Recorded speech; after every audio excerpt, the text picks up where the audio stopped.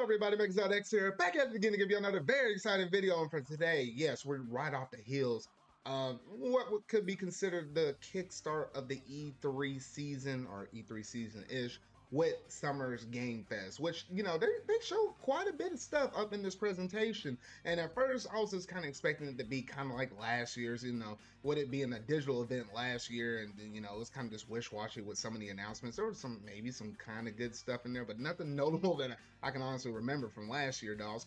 Something like that. But in that presentation that Jeff Keighley showed for Summer Game Fest, I was like, you know what? I was genuinely shocked. Of course, it was kind of like an ocean. You had some highs and you had some lows down up in there. But overall, pretty solid though. So with it being the E3 season here in the month of June, I had to sit down and talk about all of these different showcases and stuff. Like, I've talked about PlayStation Showcase. Of course, I got to talk about Summer Game Fest though. So if you hadn't already done so, make sure you go ahead and hit that like button. Go ahead and hit that subscribe button and that bell. That way you can stay up to date on all things video game related. I feel like talking about in discussion, especially with it being the E3 season though, so we might as well jump up in it though. So without any further ado, let's go ahead and jump straight up into this video.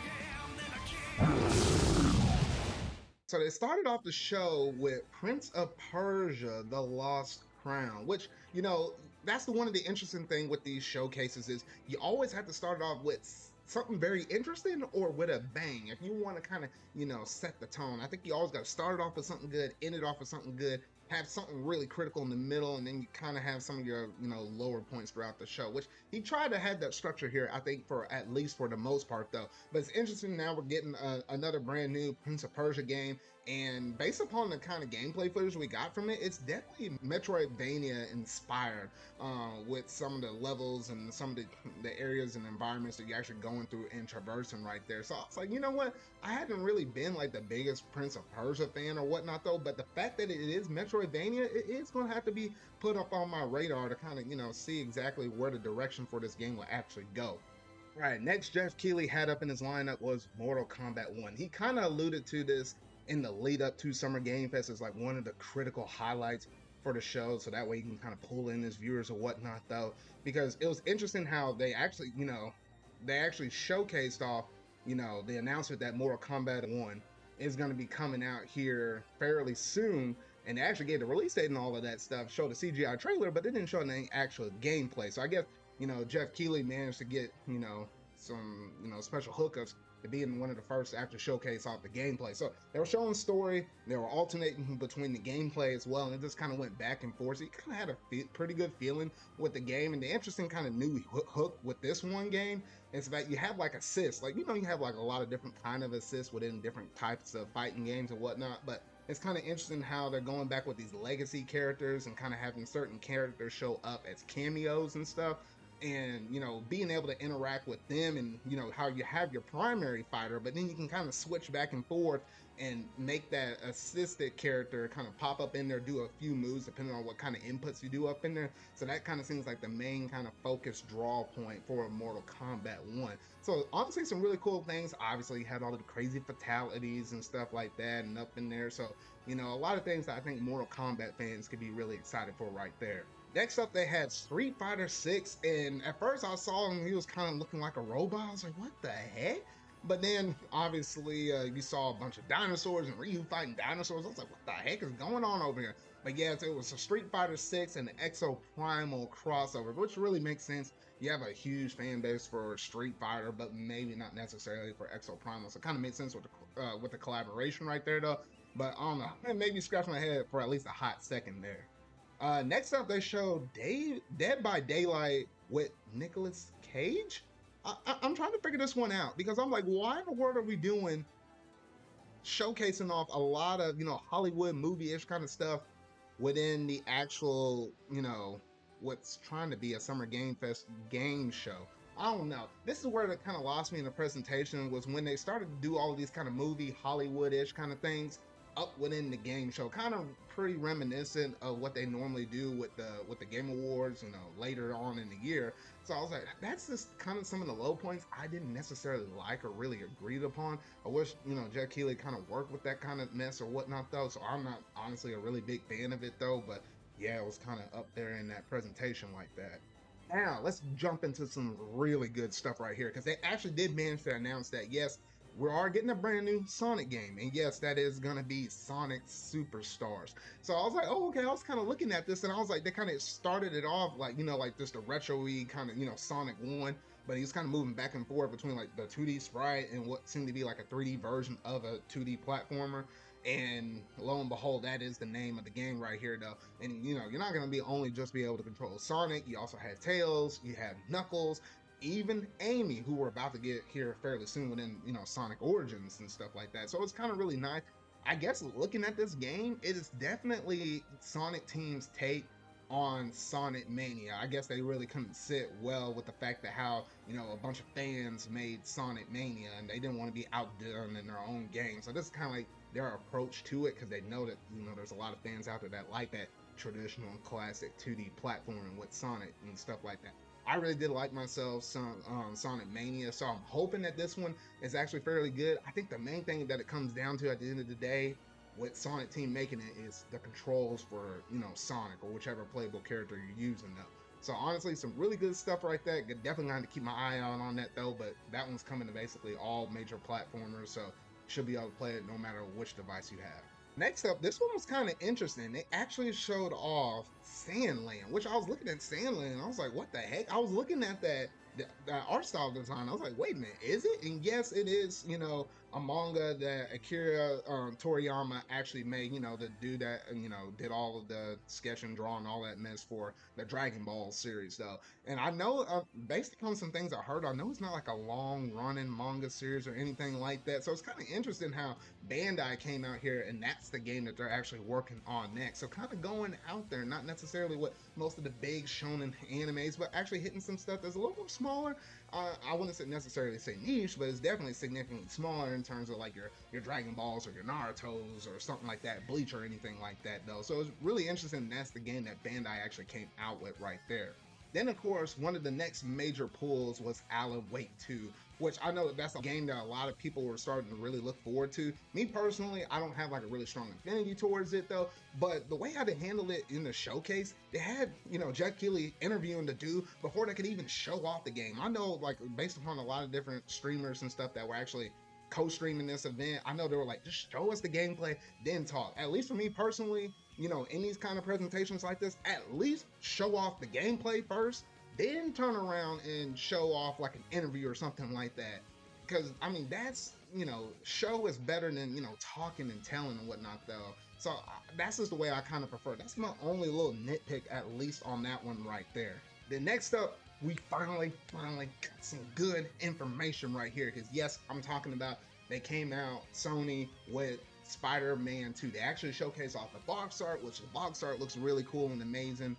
And then they also confirmed off a couple of the villains, which we saw some of them already. And yes, they even alluded to Venom being in the game, but it's not going to be traditional Venom that we kind of know him in the movies. And they're actually going to be doing like their own unique spin on him. So I was like, oh, okay, all right. So it's not like we're going to know the story is going to be like copy pasted from like, you know, like the Spider-Man 3 movies, or even if you know some things in the comics and stuff like that, or, you know, traditional MCU. So I was like, you know, it's really nice that they're actually putting their own spin on it though. And yes, the major kicker, they did finally give us a release date for this game, and that is going to be on October 20th. So weird how they didn't decide to actually give that to us in the PlayStation Showcase, but I guess they were saving it for Summer Game Fest. So at least now we finally got the games released, so now we can really be hyped for this game. Next up, they kind of like to jump over here on the mobile side of things. I didn't think we were going to get a lot of mobile stuff, but they actually did manage to give us some stuff. So yes, they did manage to showcase our Final Fantasy VII Ever Crisis. It was kind of interesting because the way how, you know, Jeff Keighley was kind of talking about it, people were kind of thinking, is this actually Final Fantasy VII Rebirth? But he was trying to rest assure people like, no, that's not necessarily it though. This is interesting because they're actually putting together all of the major story beats from like Crisis Core to baseline Final Fantasy VII, some things possibly with Advent Children and everything else within the, you know, Final Fantasy VII universe up in this mobile game though. still don't have an actual solid release date for this game, which is a little bit unfortunate, but they did kind of give us some window frames of when the closed beta is going to be going here live here fairly soon though. Hopefully I can get up in it, but it is something I'm actually looking forward towards. Would it actually be in a mobile game, which usually I like some mobile games, but I'm not really like a huge mobile game fan right there. Next up, they showed a game which, for the people that like the Yakuza series, or should we say now, Like a Dragon series, though. I know my good friend Hacks, and, really been looking forward to this, though, but they actually managed to announce that Like a Dragon Gaiden will be coming out here soon on November 9th. Not the biggest, Like a Dragon fan, whatnot, though. Maybe I need to actually dabble in some of those games, maybe start off with Like a Dragon or something like that. That more recent one though. But yeah, so there is another game coming out in the series, so you should be able to enjoy it here fairly soon. Now, another game that they also managed to showcase off on the mobile side as well is they managed to talk about Marvel Snap, which I don't know why. It was weird the way how this dude was kind of talking up in this presentation. I was like, he was really trying to drum up a lot of hype up there.